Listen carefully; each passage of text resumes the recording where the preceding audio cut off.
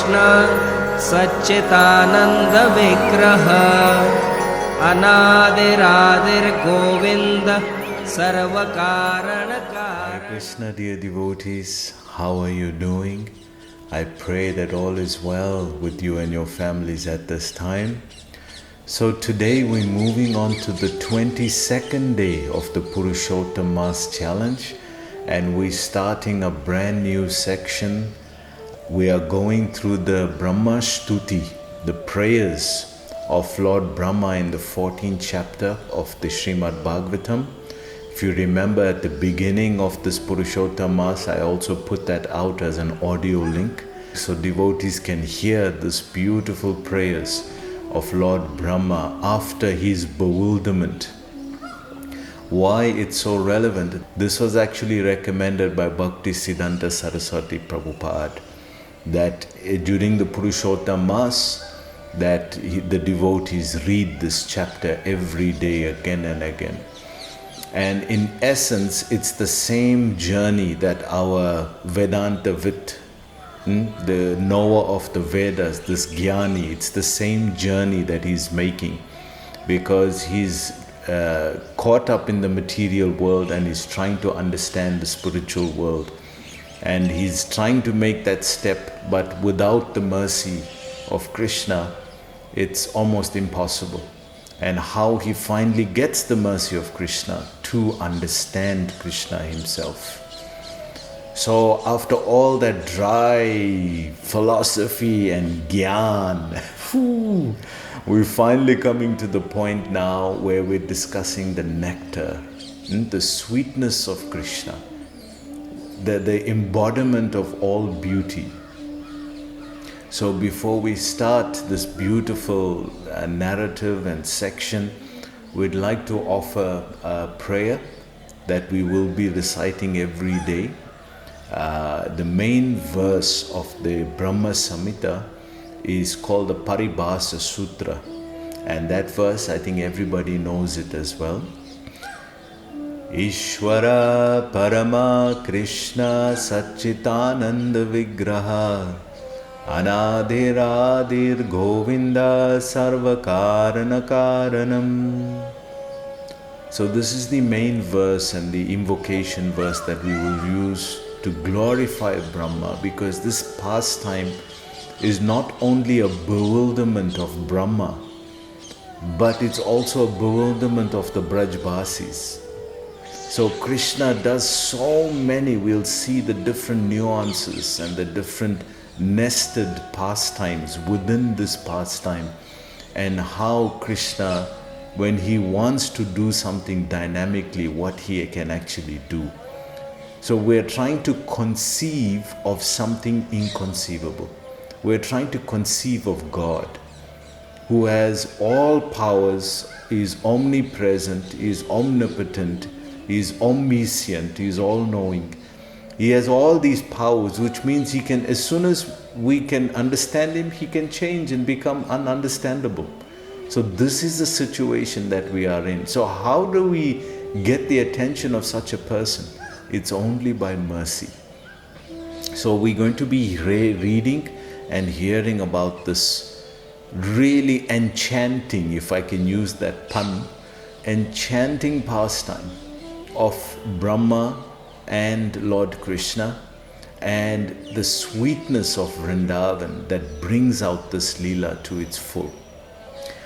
So the 14th chapter, you must remember, Srila Prabhupada translated up to the 13th chapter, and then he left this physical world. So from the 14th chapter onwards, the devotees of Srila Prabhupada have been translating the end to the end of the Bhagavatam. So this beautiful chapter is translated by them, but in correlation with Krishna book, because Prabhupada had translated Krishna book, and if you read carefully Krishna book, verse for verse of the Bhagavatam is compiled as a narrative story in the Krishna book.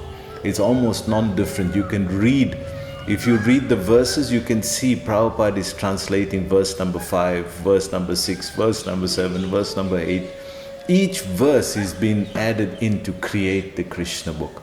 So note that the next time you're reading. So let's start this beautiful narrative with the blessings of Lord Brahma, the head of the Madhva Gaudiya Sampradaya, is the head of our Sampradaya, Lord Brahma.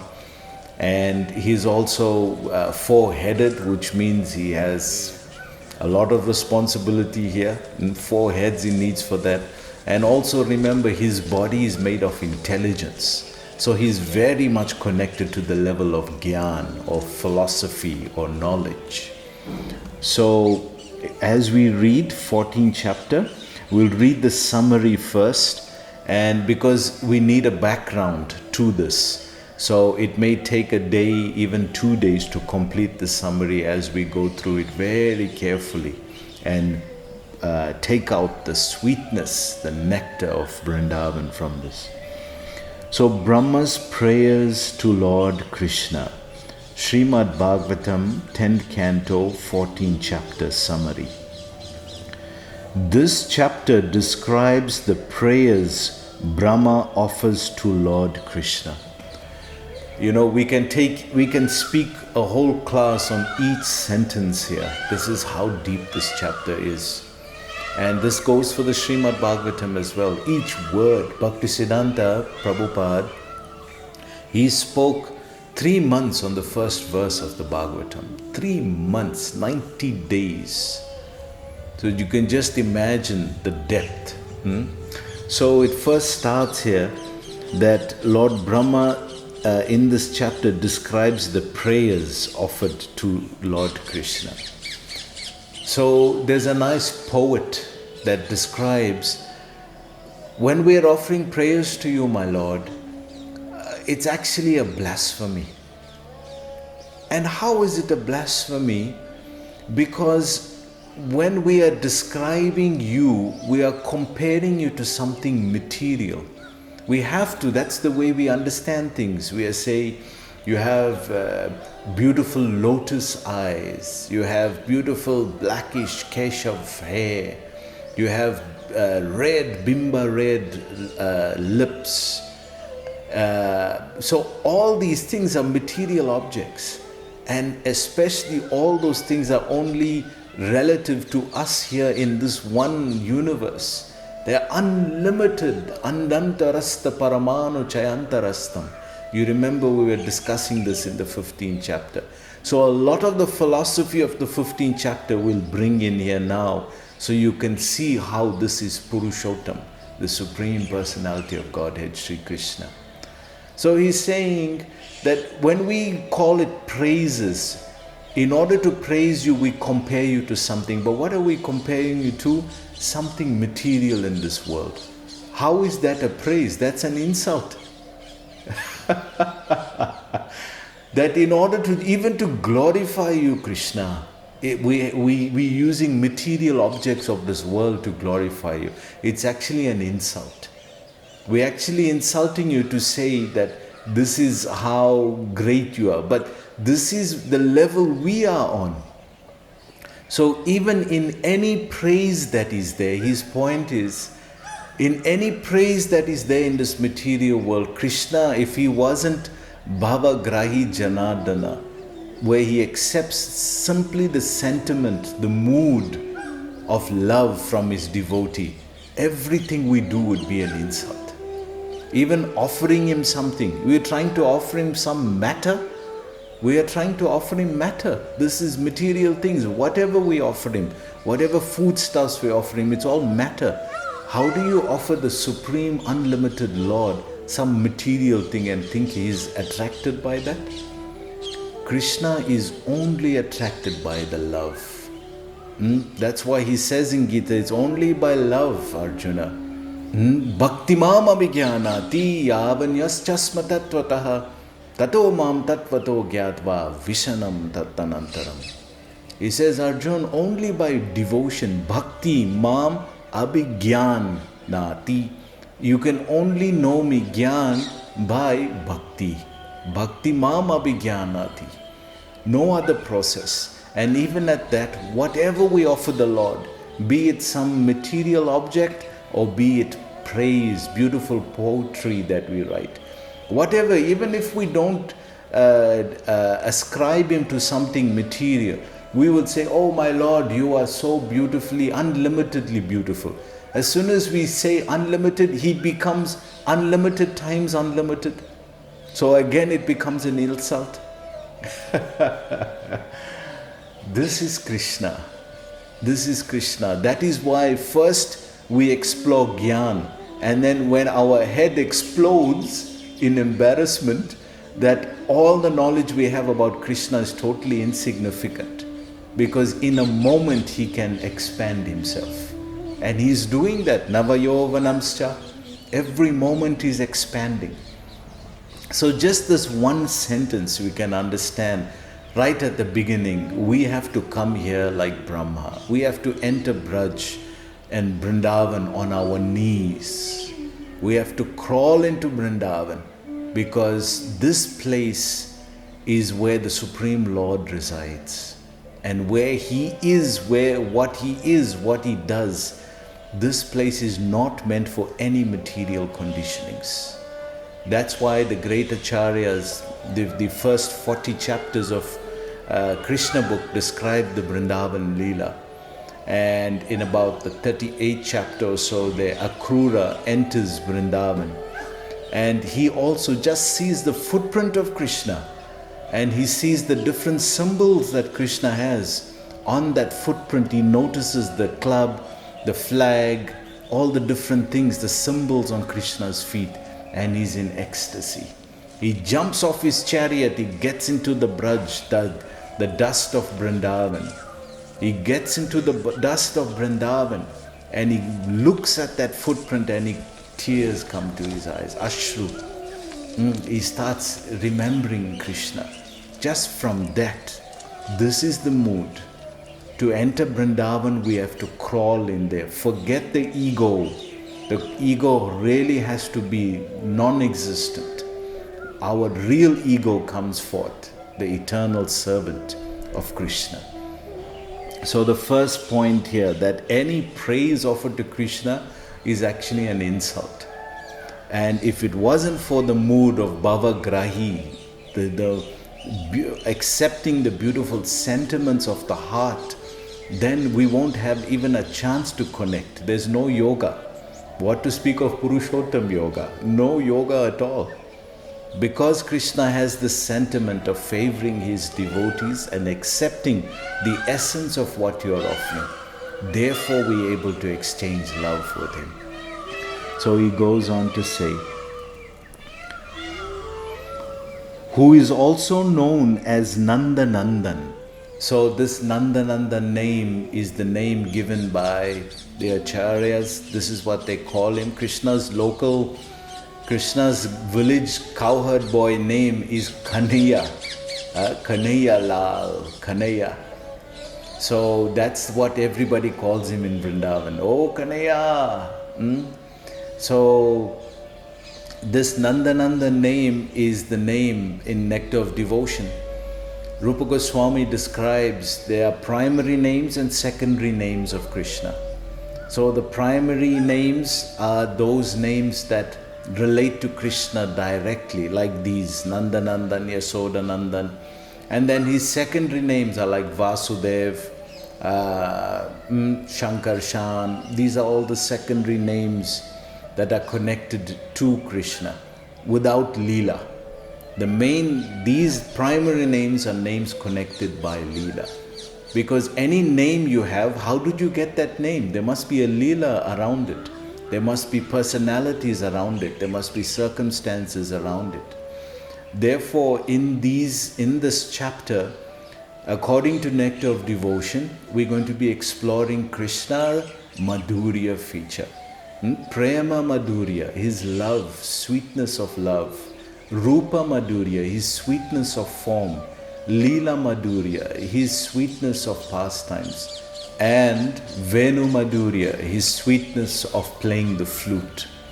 So these four aspects of Krishna's pastimes are going to be explored in this chapter, because this is a differentiation between all the other expansions of Krishna and Krishna is the Supreme Personality of Godhead. Therefore, Nandanandan establishes that. There are many features of Krishna, but we are concerned about the Krishna that is Braj, Brajendra Nandan Shyam, Brajendra Nandan or Nandanandan. That Krishna is the Supreme Personality of Godhead. There is no truth superior to that Krishna. Matta paratanannanyat kinchit asti dhananjaya mai sarvamidam prokta sutram maniganayava. There is no truth superior to me, Arjun. So in the pinnacle of understanding truth, or rather of truth being revealed to us, we'll gradually start to see that when we say understanding, we usually use that in terms of us being able to understand.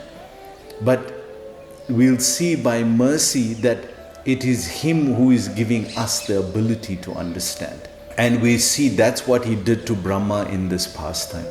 It's Krishna giving the ability to understand. Tadadi buddhi yogam tam tesham satati yuktanam bhajatam pritipurvakam tadadi buddhi yogam tam yena mamupayantate. That those who do their bhajan with priti, with love, tadadi buddhi yogam tam, I give them the understanding, yena mamupayantate, how to come to me. So we'll gradually changing our understanding or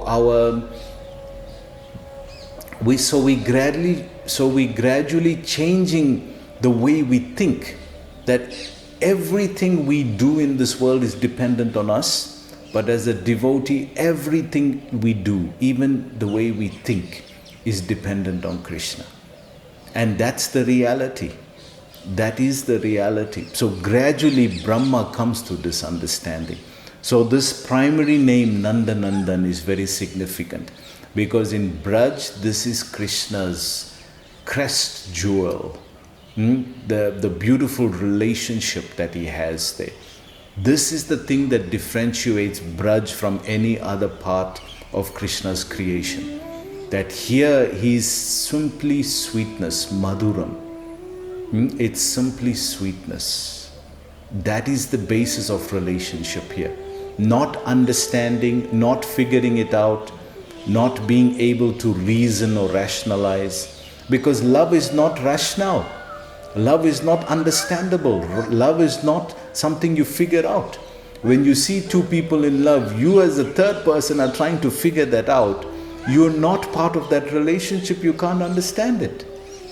You can't understand why the boy is so infatuated and why the girl is so infatuated. How they can speak so long on the phone all the time like that. You can't understand it. Why? Because it's not understandable. It's not understandable. It's only relished. Sweetness is appreciated. So when we are coming to that level now, we've finished with all the gyan. Now we are trying to appreciate Krishna's sweetness. So Nandanandan is a primary name of Krishna. The summary goes on to say, for his satisfaction, Brahma first praised the beauty of the Lord's transcendental limbs and then declared that his original identity of sweetness is even more difficult to comprehend than his opulence. So first he praises Rupa Madhuryam, the sweetness of Krishna's form. You must know, we have the forms we have because it was created by Brahma. Brahma is the original creator of everything in this material world. He's actually the secondary creator. He engineers. So there is no form that he's not familiar with. He's created everything. 84 lakh species of life. 8.4 million species he's created. So if there's a form that he's become not only attracted to but completely bewildered by in beauty, then what is that form? What is the nature of that form? Because there is nothing that is inconceivable to him. Everything in this material world he's created, he's designed. So there is no form that is not familiar with. But there's a form that's not only attracting him, it's completely bewildering him by his beauty. Krishna is bewildering Lord Brahma by his beauty. So the Acharyas tell us in a very sweet way that the real bewilderment, that's why this chapter is called V Mohan Leela, Brahma V Mohan Leela. And many of the South Indian Acharyas, they also say, how can this be that the Acharya of the Sampradaya gets bewildered? That means everybody else below him will also be bewildered. But remember, he's not bewildered by philosophy.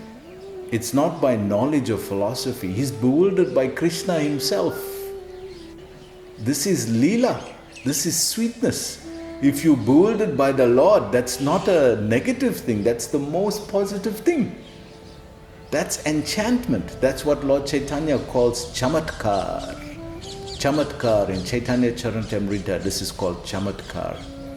So he's looking at this form and he's appreciating this 5-year-old child, and he's looking and he's trying to figure this child out, because he's heard that this is God and Krishna has done this mystical things, and he's already 5, so he's killed Putana and all of these.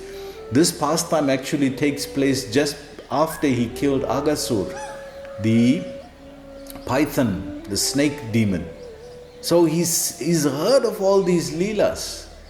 But when he is trying to assess, because that's the nature of the jnani, he looks and he tries to comprehend. He's looking, not comprehensible. He's seeing that he's getting bewildered by a form. By form, he's getting bewildered. And he knows all form is material. This form is not material. Ishvara Parama Krishna Satchitananda Vigraha. This Vigraha is Satchitananda. It's not material. So he's never had an experience of that. This kind of bewilderment of beauty. And he's familiar with Lord Brahma. We know Lord Brahma is familiar with Lord Vishnu, Narayan, his Istadev. That's why for him to relate to anything in Vrindavan, in the pastime, after Krishna stole the cowherd boys and brought them back and all of that, when he gave Brahma his dristi, his spiritual vision, or tadadi buddhi, he gave him his understanding. He made him see that all these cows and cowherd boys are all 400 form of Vishnu. Because that's what only Lord Brahma could relate to. He couldn't relate to anything else. That's the feature of God that he knows. Now he's seeing all of this is 400 Vishnu. Then what is the source of Vishnu? Then you can see, this little boy is the source of Vishnu. This little boy is the source of my Lord. What's going on? He's never been so bewildered in his life. And you must know he's got 4 heads. So 4 heads going round and round like a merry-go-round. He's just completely bewildered. And what is he bewildered by? It's not by philosophy or gyan or knowledge. He's bewildered by beauty. He's never had an experience like that before. So the real bewilderment is not the pastime where Krishna took the cows and took the cowherd boys and tricked him. That's one level of Krishna's Leela. The real bewilderment is Krishna bewildered him by his beauty. Like we're saying here, he's starting to appreciate.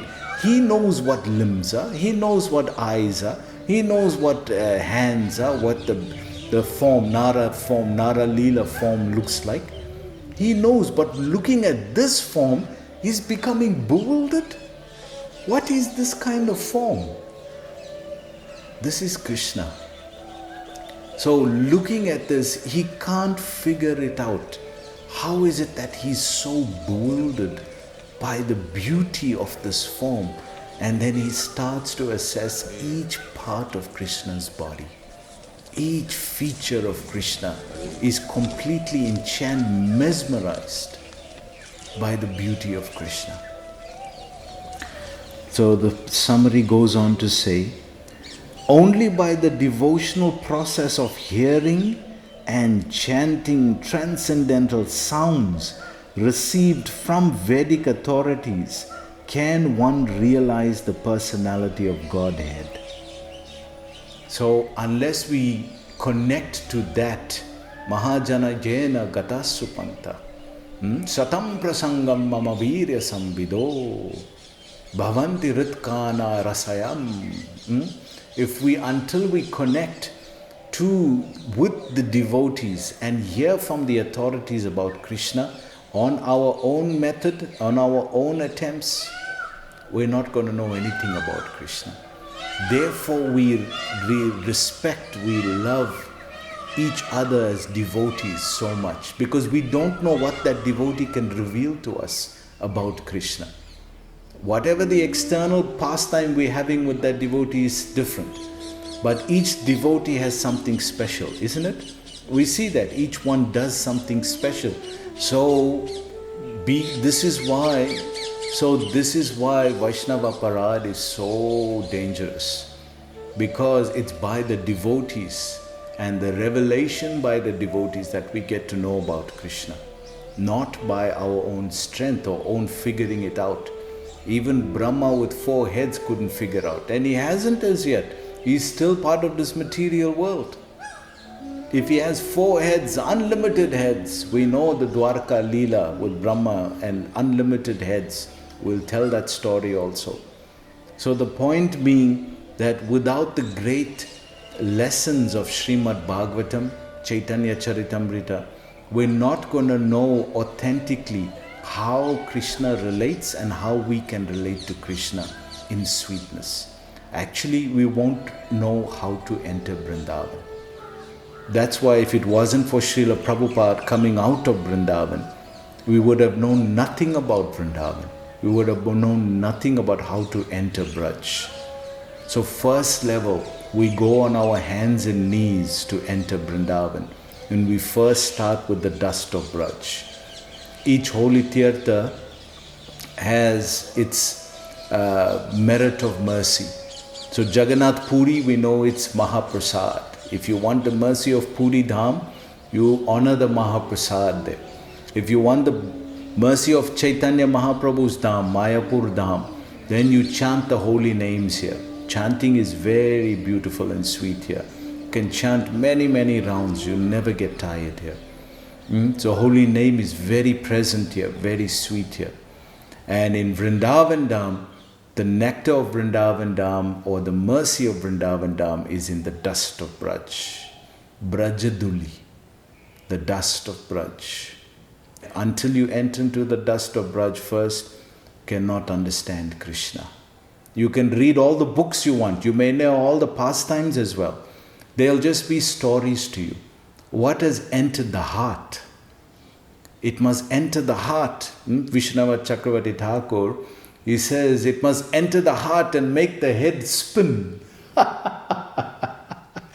He says, this is Krishna. He must enter the heart and make the head spin.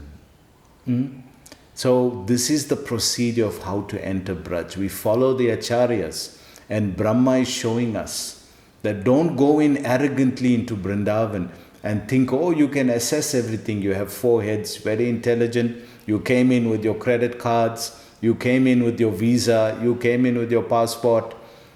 Krishna will just make you U-turn, take the taxi and go back home. How are we going to enter Braj? On our hands and knees. How are we going to enter Braj? By following the acharyas, the prayers of these great acharyas. And there are so many other stutis, prayers that are there. So we've just covered only 4 sentences of this summary. But it's so nectar, it's so deep. And we're going to explore this in a very beautiful way, following the acharyas. So please join us again tomorrow for the second class on this Brahma Stuthi. from Srimad Bhagavatam, 14th chapter. Srila Prabhupada ki jai. So thank you very much. Hare Krishna.